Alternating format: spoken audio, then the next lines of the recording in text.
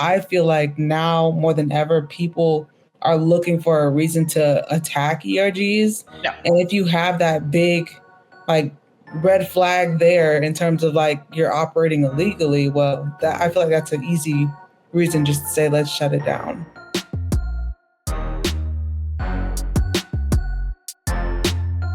All right, we are live. So, hi everybody. Welcome to Let's Talk Impact. I am your host. My name is Hady Mendez. I am the founder and CEO of Boldly Speaking, a company that's helping to transform the experience of underestimated individuals in the workplace. Really excited to have you here today. This is a LinkedIn Live series for ERG leaders. So if you identify as an ERG leader, an ERG pro, maybe an even aspiring ERG leader, you're in the right place. So welcome. And I want to introduce today's guest. So we have Maceo here today with us. She is the ERG homegirl. I want to say, hey. Hello. Thank you so much for having me. I mean, happy to be on your platform. Yeah, I'm so excited to have you. You are a lovely individual. I met you for the first time, I don't know, maybe like a year-ish ago, I think. Almost, yeah. Yeah, and from the very start, you are just such a well put together young lady. I admire you, and you're like, I don't know, you could be my daughter probably, but you have a good head on your shoulders. You're smart, you're bright, you're competent, mm-hmm. You have a vision, and you are getting stuff done. So I really admire you. I wanted to start off by just giving you your flowers and letting you know that. I appreciate it. Honestly, I'm on a mission, that's for sure. But honestly, just other folks in the space, even like yourself, have paved the way as well. So appreciative for that too. All right. So let's get started. I wanted to know how you identify and how that's shaped your journey. Yes. In terms of, I guess, I like this part because then I have like 10 different trains of thought. So identify in terms of what? Let's go from there. In terms of anything, just tell me, because I know, for example, I usually say identify as a Latina and a woman of color, but I also very deeply identify as Gen X. And I feel like that does show up for me a lot in a lot of spaces. So I kind of have started to lean into that more. And anything else, I'm also a sober person. So I actually belong to a sober ERG. There was a sober ERG in one of the companies I worked at. And it was dope. It was a really good ERG because a lot of the people were recovering, but not everybody. And I was one that went sober for health reasons.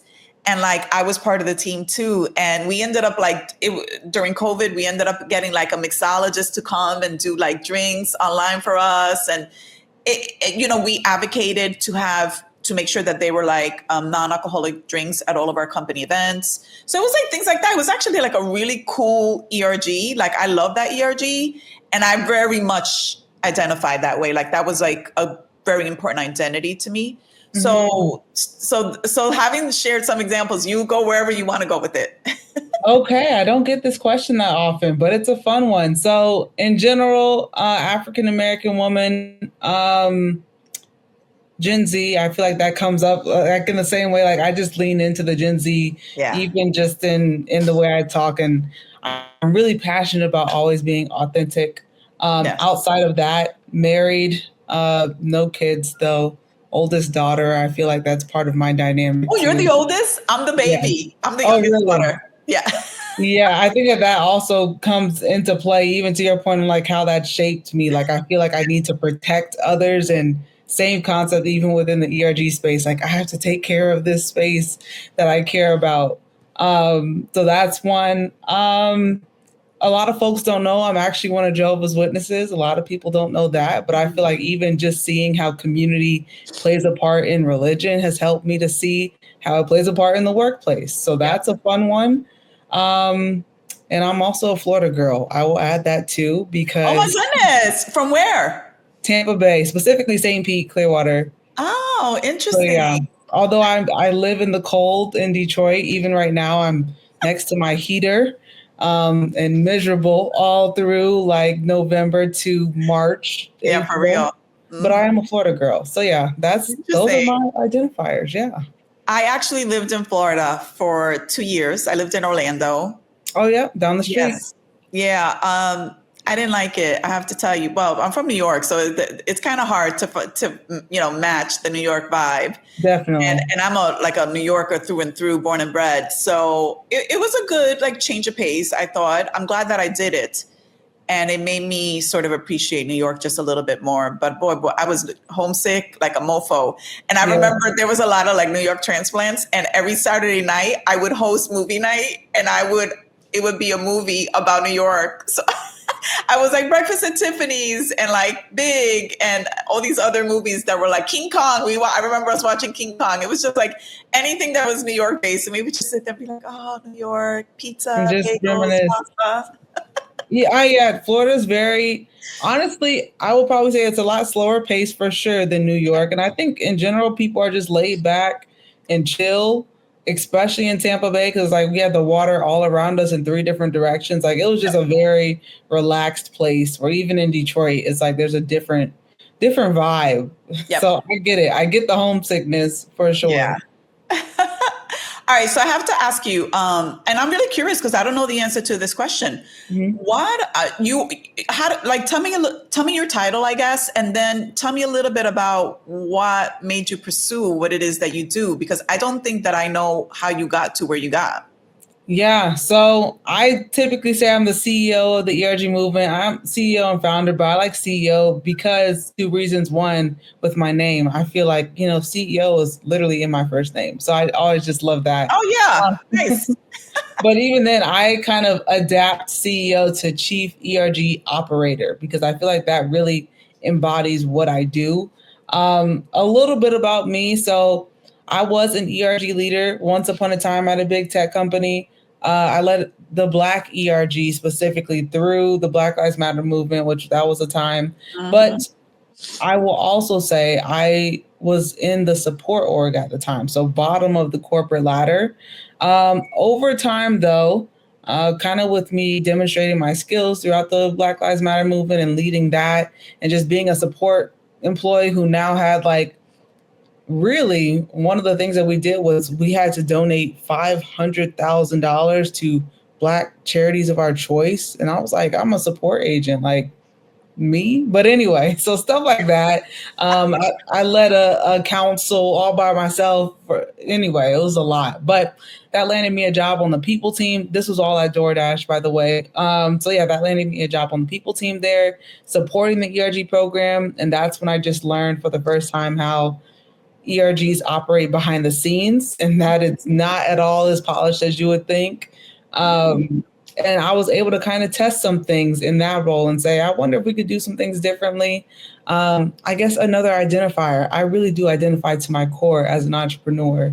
Mhm. So I think that that's just always been in me to test out ERGs in their relation to small business and business development. So eventually that landed me a role full time managing the ERG program at Open Table and Kayak.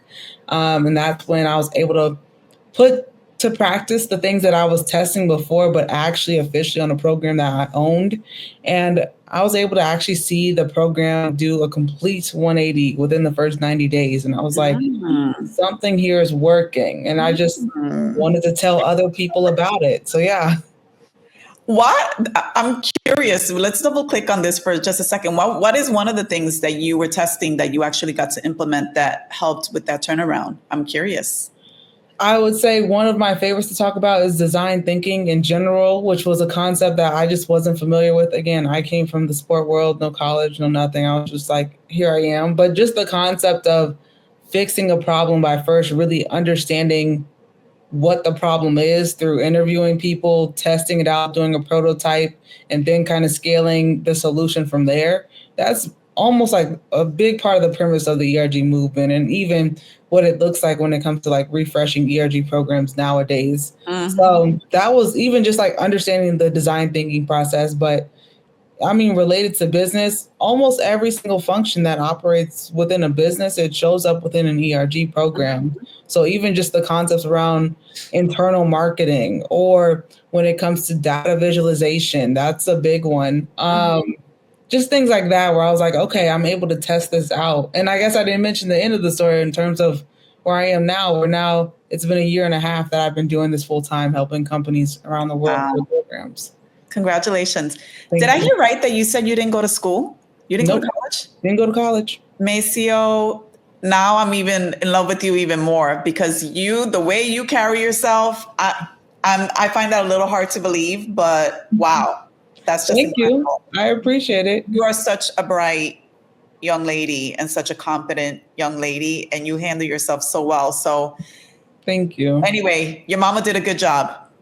Or your grandmother. I'm not sure who, but like you are a really just a shining star. Just want you to Thank know you. that. Yeah. I appreciate it. Which to that point, I think another skill that I was able to test out that is underrated was just like authenticity, which a lot of times doesn't come up that often. But even like I had a huge insecurity for a long time being in this corporate space without going the traditional path or going via college and all these things. But I think actually being able to flex the skill of being myself has been also something that I'm thankful for sure. Yes. Yes. You are in Spanish, I would say tremenda, which it's what it sounds like.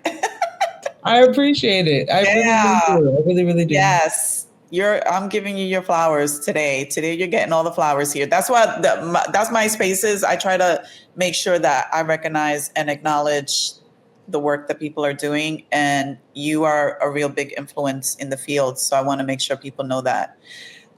So how do you support ERGs today? Like you said, you've been doing it for about a year and a half full time now. Like, why do people come to you? How do they find you? What do you help them with? What are some of the outcomes that people can expect when they work with you? Yep. So I think where I'll start is really with the 3 Ps because that really sums up what I do. Like I said, I really believe that if you run an ERG program, like running a business, that is the game changer. That's how you optimize. Optimizing being you're making it less work for those involved with the program and you're getting more out of the less work, which that for me is a big part of success of these volunteer programs. So that being said, a business kind of principle that I've leaned into. Last year, I really, really got into it. The 3 Ps of business, which in that space, it's purpose, process, product. In the ERG space, I've just kind of adapted it. No, I'm sorry. In the business space, it's people, process, product. In the ERG space, purpose, process, programming. High level overview on what that means. Purpose, understanding why your ERG program exists, what's in scope, out of scope. Out of scope is the important part, having a clear strategy. Process, having a handbook. So I say, like, if I was to go volunteer at a food bank, they wouldn't just tell me to go do, they would tell me what to do, how to do it. So making it easy for volunteers to show up and volunteer. And then the last piece is programming when it comes to like events, communications, stuff like that. Most companies, when they launch their program, they skip the first 2 entirely when those are meant to go in order. So most companies, they launched their program and said, hey, what's our first event going to be? Where it's like, whoa, we skipped a lot. And that's honestly Putting why the cart before the horse. Exactly.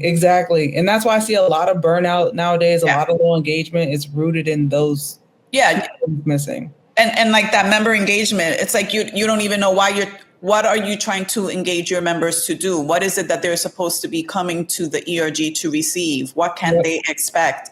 So yeah, I get what you're saying. I personally like making up the whole ERG thing. I've had the opportunity to like create an ERG from nothing, as so to speak. And that was a really, really fun exercise. And I brought people together and I was like, what do we want to be? Like, what do we envision? What do we need? What do we want it to look like? How does, how are we different from other spaces? And I did this mostly over Slack. And, with people all over the country, all over the world. So there was like people in England and like California. I was in New York at the time, people from California, Texas, like it was a Latinx ERG. And we made the whole thing up over online, just, talking about it over Slack. And then we created like the visual, like symbolism of what would, be our logo. And it was like from all the Latin America, the colors that appeared in all the Latin American flags. And it was so like, it had a significance. It wasn't like arbitrary. It was very intentional, I should say. And it just like when we saw it, it was like, that's us, it was just really powerful. Yeah, so I do kind of have an affinity to making stuff up because I feel like there's so much white space there and it can be really interesting. But I Mhm. agree with you that that's not everybody's skill set and it shouldn't be an expectation of everybody to have to make it up. So it's nice when an organization has thought that through and provides some good a framework and some guidelines and Yep. stay within here and still give them freedom, but there's kind of a framework to work from. So people are not, especially if they've never done anything like that before, that it's not that hard of a thing to do. But I see it totally as like a creative space, but I know that not everybody does. No, I mean, I agree. And I think that the struggle right now is that a lot of companies are putting high expectations on these creative spaces because they're being given maybe more budget, or maybe they have someone designated kind of to be over the program. I Yeah, just feel like if you give expectations on a creative space, you also need to create a framework on how yeah, volunteers are going to meet yeah. those. Give them some guidelines so people don't get themselves. I don't want to Exactly. say in trouble, but just don't fall off the track too far. Definitely. I got you.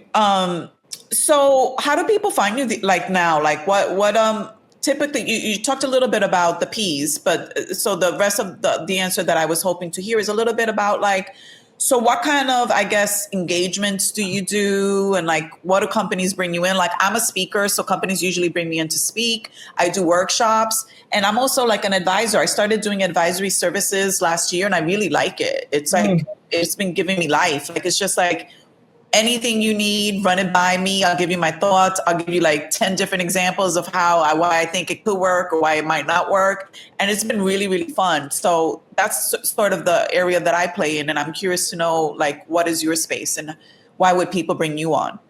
Yeah, I think that with the three P's, so essentially, because I think a lot more organizations are coming to that realization that they're missing those first two, they typically do bring me on. They, as a starter, it starts oftentimes with the speaking. So maybe hosting an ERG summit or doing some ERG related workshops, like increasing ERG engagement. That's our most popular by far, just because it's such a pain point. But also then we have our signature consulting program. So within 90 days, actually refreshing their ERG program. So their handbooks, training their leads, even just getting clarity on that purpose, Yep. what's in scope versus out of scope. So that's also very popular.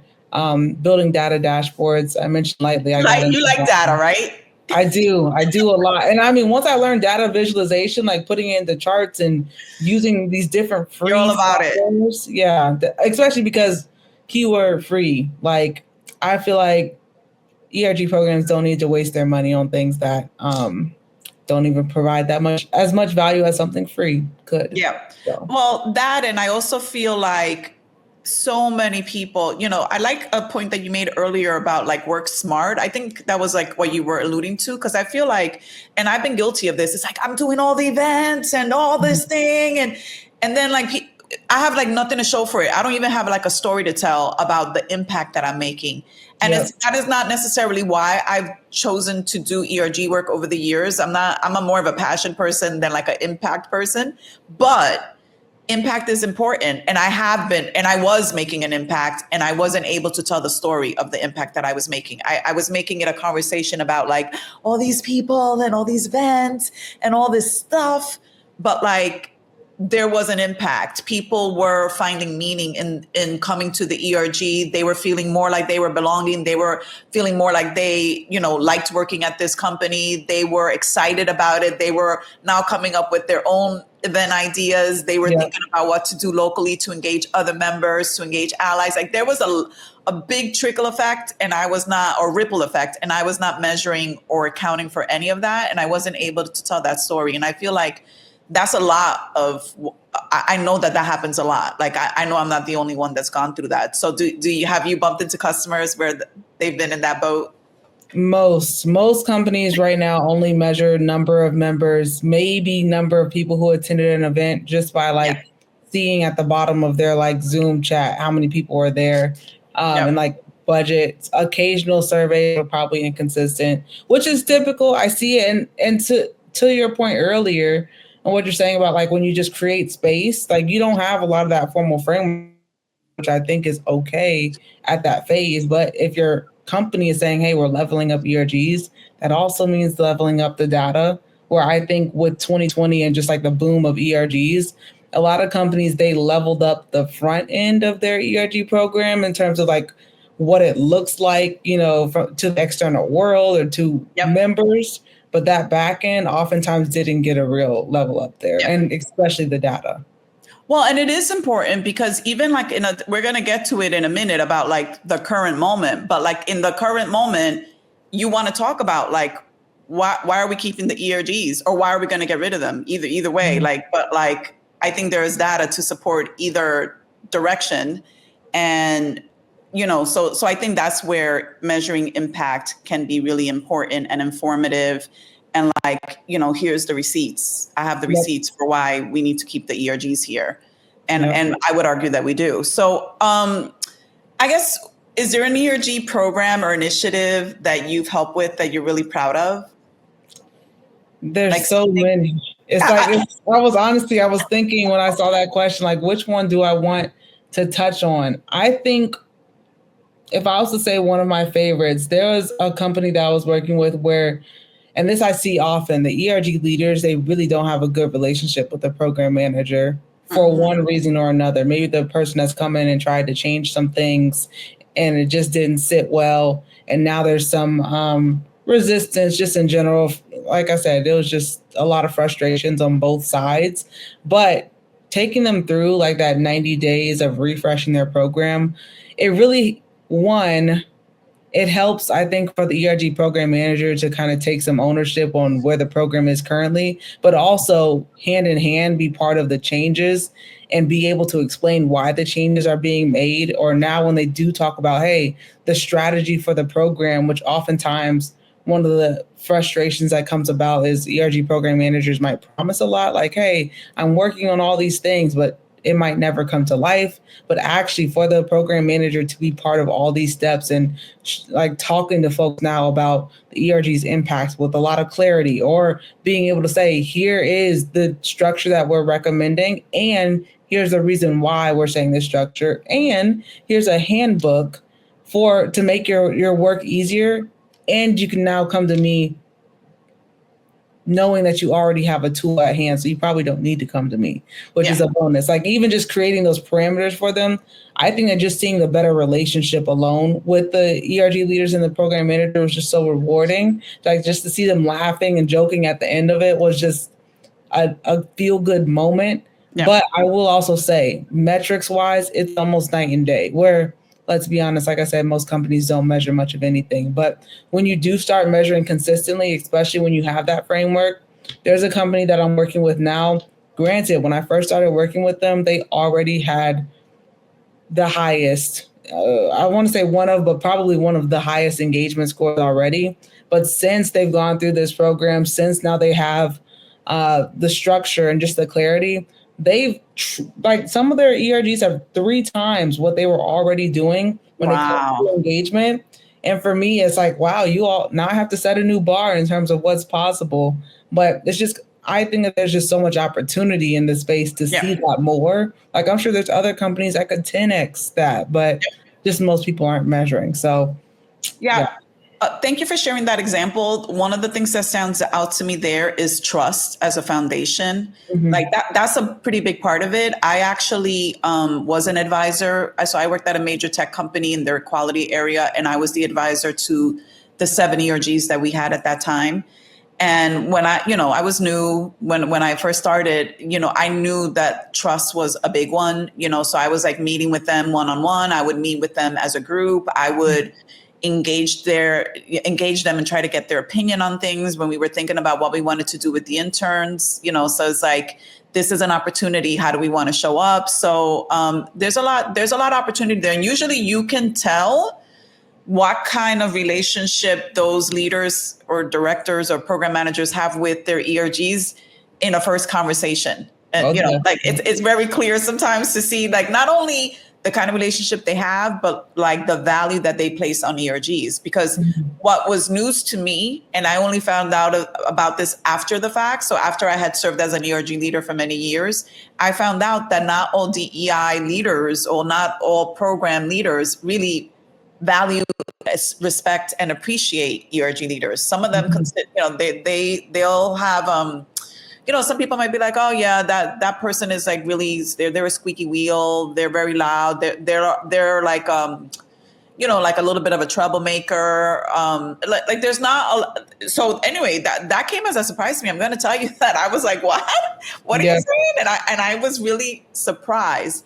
And I feel like usually when people say things like that, I don't know if it's like such a good sign. Like to me, that's usually a red flag. Like, I'm like, oh, really?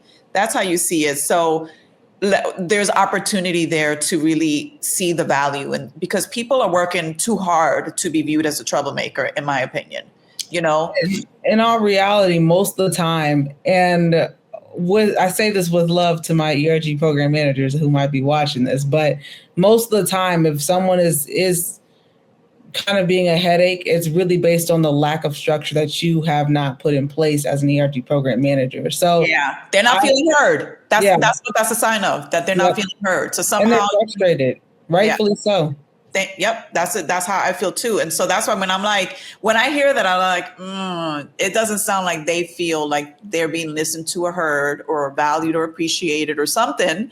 And they're going to keep saying it, and they're going to say it louder, or they're going to find different ways to keep saying the same thing. So you got to like acknowledge it, and you got to try to like kind of work through it. So anyway, I find that dynamic to be kind of interesting. But so usually you're working with a leader, and meaning a program leader, and then the ERG leaders. And so, I think that's the sweet spot. That's where it makes the most sense.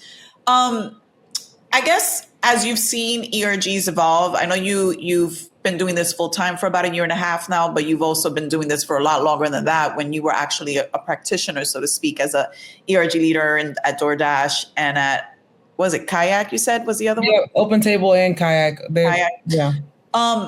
What have you noticed, I guess, evolution wise, in terms of how ERGs are evolving and how companies are investing in them? I would say probably, so kind of to double back, I definitely see evolution wise, a lot of it is performative, which is unfortunate. Yeah. But I think that a lot of the things that are happening in the ERG space, like I mentioned before, they upgraded like the front end of the ERG program, just like in a restaurant. Like, yes, it's cool. It's the optics. It's the optics. What it looks like. I get, and that's valid. But if the back end is still like a whole mess and dirty and all these things, like it almost doesn't matter. It's still going to fail. It might just take a little bit longer, but it's still destined to fail. Not to say ERG programs are destined to fail. However, if programs, and I'm saying across the board, I see this from so many folks, are experiencing low engagement, high burnout, that doesn't seem like a success to me. And it's a tough message kind of to deliver, but there's only so much longer that your ERG program can continue like that before it's like, oh, and this is something that our company is investing in. Oh, and by the way, we're also probably operating outside of legal guidelines, which is another whole problem. So I will say, I think I'm hoping to see more development beyond just ERG programs changing their names to BRGs because it sounds more official, which I'm not a fan of, or stuff like that. I have a question for you. What is one thing that's what do they call it? Like a green flag for you, that it's like, if you see this thing, you're like, that something good is happening here. What's one thing that you could think about? I often don't get the green flag question. I'll give you an example of something that I saw. So I'll give you time to think. But like, a company invited me to host their ERG offsite. And I said, okay, here's what I'm going to say. If we're going to do this, I want the executive sponsors there to be present. And if we can get the CEO, I would like the CEO to be there to hear firsthand directly from the ERG leaders what their priorities are, and what the CEO, I want the CEO to have a reaction to that. Yeah. They said, okay. To me, that was a green flag. And the CEO was there, and the CEO went to dinner with us, and they were listening, and they heard, and they were taking notes, and they said, thank you. This was super informative. I feel like I know what's happening right now. And I was like, that green flag, green flag, green flag.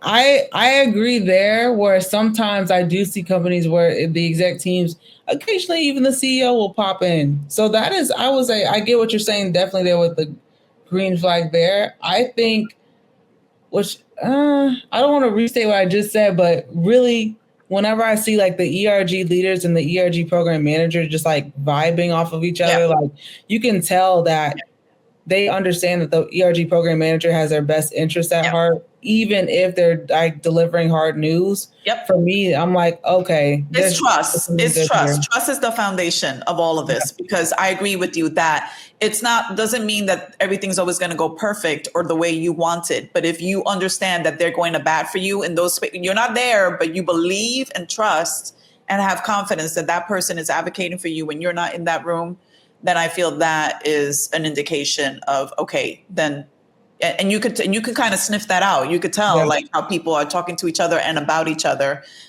whether that very fundamental trust is there. Yeah. So now I have to ask you, what are some of the biggest challenges that ERGs are facing right now? And you talked a little bit about the law. And I guess maybe we could talk about that, because I know that's the thing that's keeping you quite busy these days. The what is it? The executive orders and what it all means and things like that. You wanna talk a little bit about that now? Yeah, we can. So, I mean, even with the executive orders, granted, there's some things that already I've been saying since the last year that people kind of need to pivot on when it comes to their programs. But I think that the executive orders are adding a little bit more fire under folks when it comes to making those changes, whether it's like making sure that you're not kind of leaving your company open for a potential discrimination suit. And honestly, they're not even, I think that according to that latest like memo put out by the EEOC, I don't even think that they call it reverse discrimination. It's just like discrimination suit now is kind of what it's called. But yeah, there's a lot of ERG programs that are in danger when it comes to that. And so that's a big thing. I think that I've understood more over the past couple of months that different companies have different risk tolerances. But that being said, I also don't think that most ERG program managers know their company's risk tolerance, which is scary because it's like you could really be in some tough, like I said, some rough waters. Or even just the one that I've been kind of really deep diving lately is one that not anyone's talking about that much, but I feel like it needs to be more of a conversation around like ERG's proximity to unions and how a lot of ERGs are actually really operating as illegal employer dominated unions right now, like as we speak. And I feel like that's deeply problematic. And while that doesn't really have anything to do with the executive orders, I feel like now more than ever, people are looking for a reason to attack ERGs. Yeah. And if you have that big, like, red flag there in terms of like you're operating illegally, well, that I feel like that's an easy reason just to say let's shut it down. Have you seen that? Like, if you were to like estimate percentage wise of ERGs systems or programs that are getting shut down, is it a lot of them these days, or is it just they're just opening up to like, you know, kind of expanding their membership, so to speak?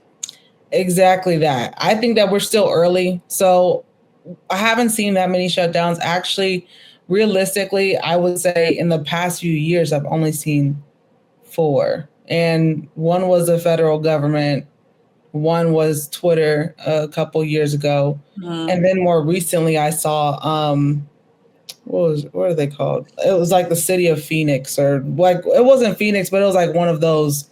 I also had a customer. There was someone that I was close to. I had done some work with them last year, and but they're very funded by the government. Mm-hmm. They're not a government entity, but they're very funded by the government, and so mm-hmm. they recently their ERGs are on hold, so to speak. That's what they were told. I have seen some on hold, I will say, but most of them, I think that most of them are looking at their efforts a little bit differently. So less of, hey, we're consulting internally or externally, but now it's more so just around like, well, we're focusing on community facilitation, yep. Which is actually even when you were talking about ERGs earlier, like that's literally what they're about is Yeah. community. So not being distracted with all these other things that can get them in legal trouble. 1,000%, 1,000%. I did something, a workshop earlier this year called "Hey ERG leaders, are your members okay?" And one of the things that I talked about was if you get nothing done this year, but you've made your community feel safe and seen and heard, That's a win. that's it. That's the basics. If you can get other things done, fantastic. But I feel like the expectation shouldn't be much more beyond that. In many ways. Do you feel that ERGs influence company culture or the other way around? How do you feel the relationship is between ERGs and company culture? Like, what have you noticed? I like that question. You are asking me questions no one usually asks me. That's a deep question. And I'm going to say my initial answer, but I feel like I have more to think on when it comes to that. I can see how an ERG has influenced company culture. So definitely ERGs can be culture carriers. However, that's a deep one. I really got to meditate on that. That was good. It's like All right, we'll come back. We'll come back to it if we have time. I'm going to ask you a different question now. What advice would you give companies that are looking to improve how they support and resource their ERGs right now? To reinvest. Like, let me reframe reinvest just for clarity. Actually, I was reading a book. I am reading a book, and this was a quote that I heard today, which I just thought was so good. Which, if I can find it, start all over again, but differently this time. It's the only way out. Which really, to that point, a lot of ERGs, it's just like you're running on the hamster wheel all the time. And even as the ERG program manager, and you're like, it's so much, like it's a lot of work, but it doesn't have to be. Like literally, if you just refresh your program, doesn't even have to be with me. I talk about how to do it all the time because I know I can't help everybody. But if you were to just pause and go back and do the things that were missed when the program was launched, you can get out of kind of like that hamster wheeling, which is part of like love, like appreciation for ERG leaders is actually like making it easier for them to do their roles. So yeah, it's like press pause, and then recalibrate and then start again. I feel like there's opportunities, especially when you're doing like the annual ERG offsite or something like that, or you're doing the strategy planning for next year. It's like, let's use this time to hit pause and see what's working and what we want to continue to do. And what are some things that are not working that we don't want to keep doing? Like, an example as someone who's like a bitter person, I remember we had so many systems and we had to input like 20,000 things into the system. It's like, do we really need to do that? Like, who is looking at this and what is the value that you're getting out of it? And could we get you that same value in a different way? Because for me as an ERG leader, it felt like busy work, honestly.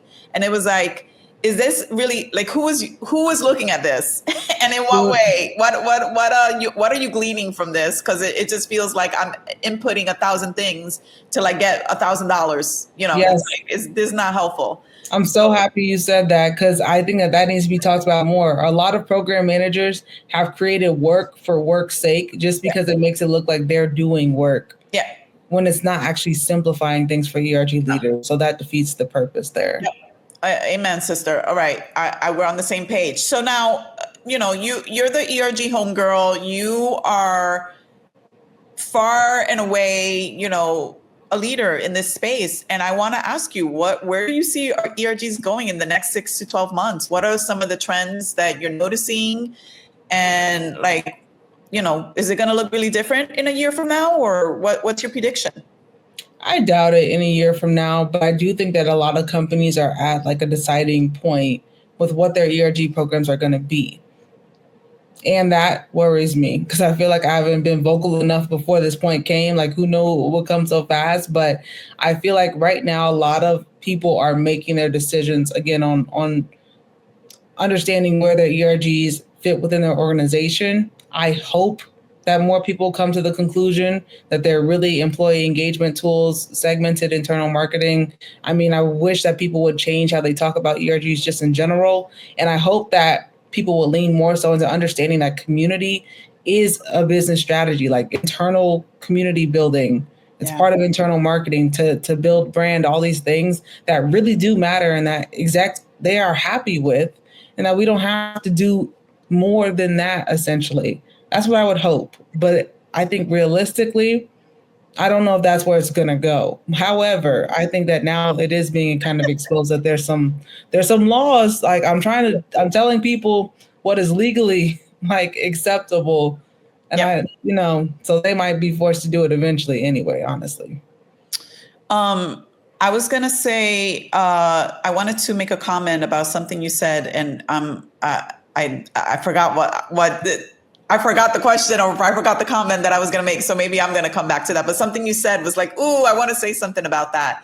But I feel you. I also don't think that it's going to look that different a year from now, because it's so important for belonging. Like I feel, this whole notion of, we've both talked about it, about like how important it is for community. Oh, I know what I wanted to say.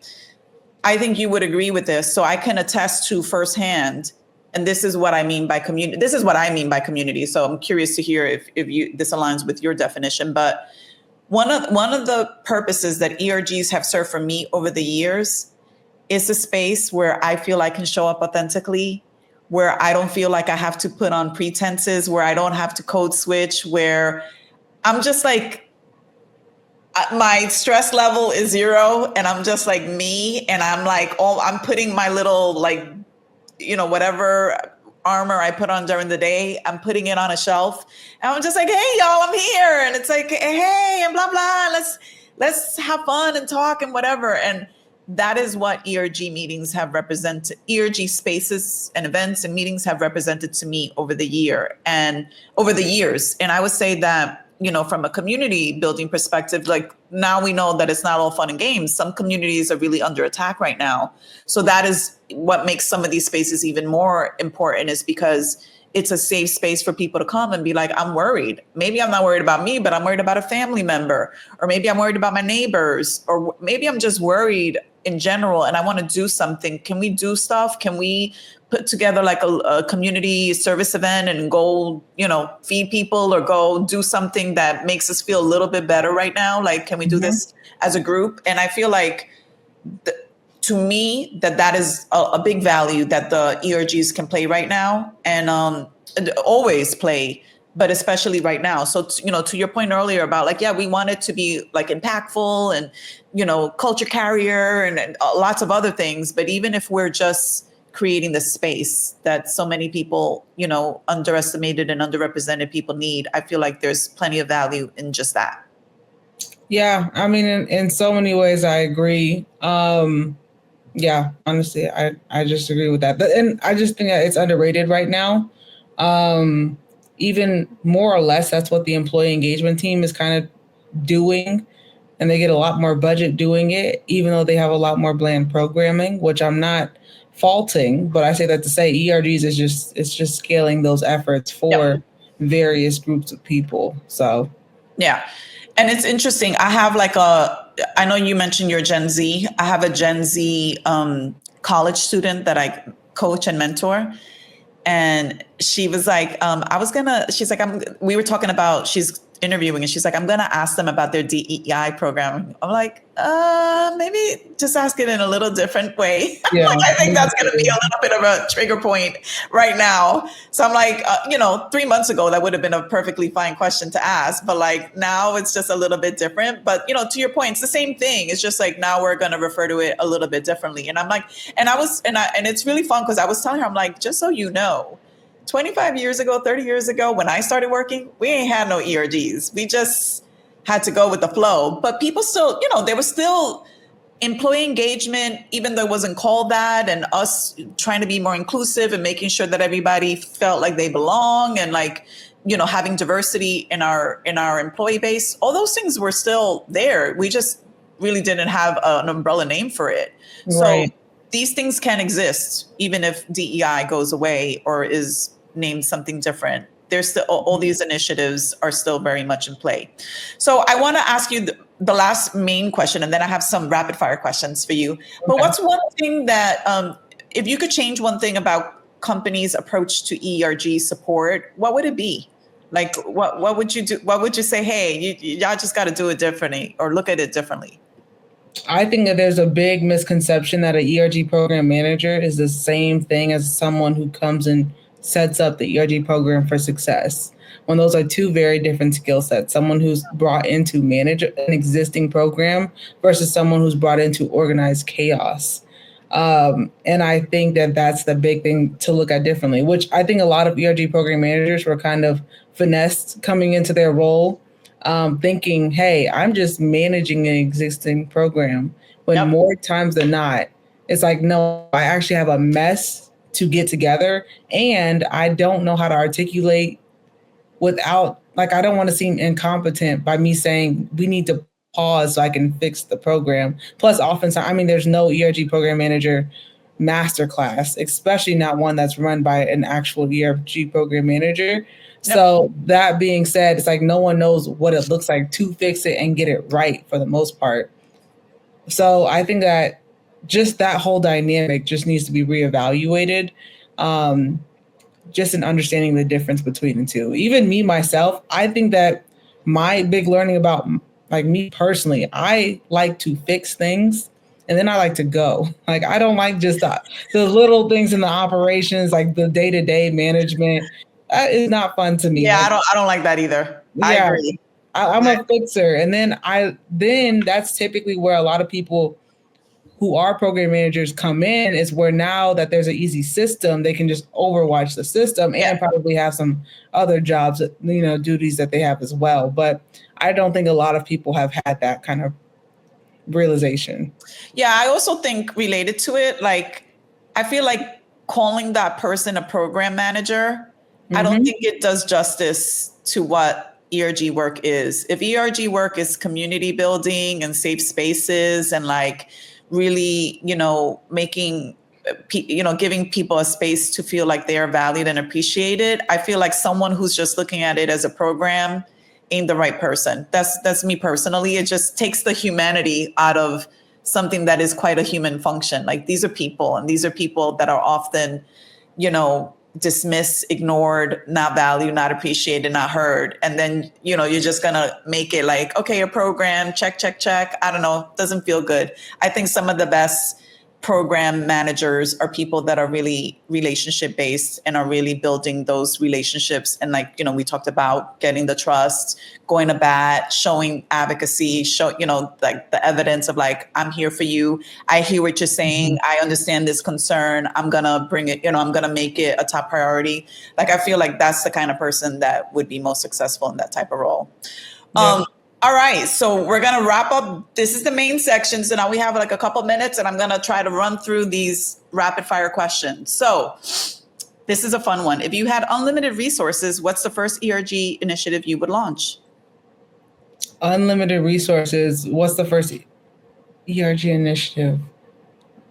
Probably a new ERG software that's free for everybody. So. Okay. Who's been a major influence in your career? So many people. You can shout out a bunch of people if you want. Yeah, I would probably say Gary Vee. If I was thinking of like a celebrity person, he's big in like the marketing space, and marketing has been a game changer. Even then, when it comes to like people who've been in my corner over the years, the original Black at DoorDash crew. Even like down to the executive sponsor, like I just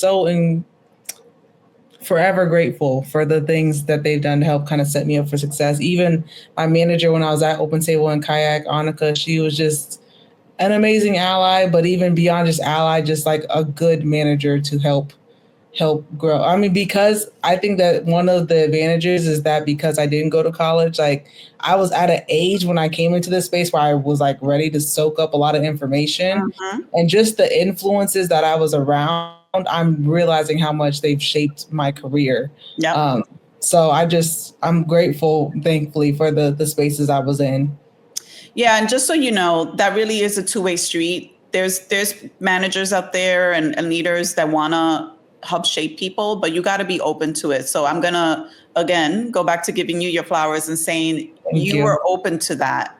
And that makes a big difference. A lot of people are like, I'm good. I know, whatever. And then, if you're not open to receive, you're going to miss it. And so since you were open to it, I think that, that really helped that part of your journey. What's a small action in general, not necessarily ERG related? What's a small action that creates big change? And it could be ERG related or maybe not. Being yourself. Although, I mean, I say small, it's not really, it's small, but it's not small. But being yourself is actually one of the hardest things to do, especially in the corporate space. So actually having the courage to be Yes. you.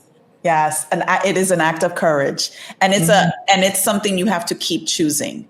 So, I talk a lot about this and stuff that I do when I talk about self-advocacy and self-promotion, but it's not just like a one-time thing. It's something you have to consistently choose to do and like kind of build the muscle, and then just it becomes second nature. Yep. Maceo, do you have any questions for me, or do you have a question for me? I guess the question that I always ask people is really, because the ERG movement, that's the name of my company. So I'm curious if you could say something yourself, just being in the space, that would need to change, or that probably most folks should probably implement in their ERG programs when it comes to like making movement, making change for their programs for the better. What would that be? I always love asking that question. Yeah, I think there's a lot of opportunity. I mean, there's obviously a lot of opportunity, but the one that comes to mind for me right now is executive sponsorship and the opportunity that lies there. I feel like oftentimes, the sort of the cookie cutter approach to it is like, how many senior leaders that don't even want to do this can we get to sign up to do this? And then they're too busy and they don't know anything that's happening. And they're just like showing up and, they're like deer in headlights. And then that's not really helping anybody. It's not helping the ERG. It's, not a good experience for the leaders either, I'm sure, and I feel like that is such a missed opportunity because it's, I view, and I'm sure you do, I view ERG leaders as like, or even the role of being an ERG leader as an on-ramp to organizational leadership. And if you are not helping to make these people successful and you are not seeing the talent and, helping to nurture that talent, it's a missed opportunity. So they're going to bang their heads against the wall. They're going to burn out, and we missed it. And we had an opportunity, we had like great talent, great potential, and we just didn't like water the plant and, put the sunlight and do all the things we needed so that this person could really grow into the person that we know, they have the potential to be. So that's my issue. Is I feel like from a leadership front, those relationships are really important. I think people should want to be in those roles. I think they should be given, again, we talked about guidelines for ERG leaders. I think executive sponsors also need a framework and understand like how they need to show up. And here's like, we need you to like consistently be meeting with your groups, and you need to know what's going on with those groups. You need to know what the priority is of the people you represent. You need to be at those events. You can't be too busy for when your ERG leaders, need some extra support or guidance. So that's my little soapbox. No, I love that completely. And I just relate to it so much. Like I said, my executive sponsor, when I was a Black at DoorDash ERG leader, he was the head of IT. There's a head of tech. Yeah. CTO. And a chief technology officer. Yes. And white guy, like just an ally. Like a lot of people would also like just rule off allies like sponsors, but truly just such an amazing resource. And that's why I'm like, makes a difference. To that point, I was that person where I had no other place to kind of flex the skills. So people might have just easily written me off as like, oh, she's just support. But there are a lot of organizations that have like some real talent that this is just a more creative way to unlock and even give them that experience. Yes. So yeah, I agree completely. Nope. So I'm glad. See, now I feel validated and affirmed. 100%. All right. So listen, how can people find you? By the way, there were a couple of people that joined us today. So thank you so much for those people in the audience. I know some people had to drop off, but I wanted to just confirm, especially if people are like rewatching this later, how can they find you? What's the best way for them to locate you if they're looking for your services or your support? Yeah. Here on LinkedIn, I talk a lot. I have a lot to say. And full of hot takes. So feel free, Maceo Owens, or follow the ERG movement, or the ERGmovement.com. We also have like a newsletter where I also have an opportunity to talk some more on Yep. the YouTube channel. So like I said, I feel like there's a lot to say to the ERG space right now, but Yeah, you have a lot of good resources. So everybody check out Maceo's website, subscribe to her newsletter, check out the YouTube. Thanks. I hope I'm saying your name right, Ali. Thanks, Ali, for coming through today. And if you know someone else, if you are an ERG leader or you're an aspiring ERG leader or you're an ERG pro and you're looking to come to the show, hit me up. You can DM me on LinkedIn. I'm happy to have the conversation and explore. Maceo, it's been excellent having you here today. You are an amazing guest. I appreciate you and appreciate your work. And hopefully we can have you again here soon. And I hope to see you in your tour. When you come to New York, I wanna see you. And hopefully people are gonna subscribe so they could stay informed about where you're gonna be, because Maceo is gonna be all over the place very soon in the next few months, and hopefully people can get a chance to join one of your events in their city or in their local place. All right, y'all. Bye, everybody.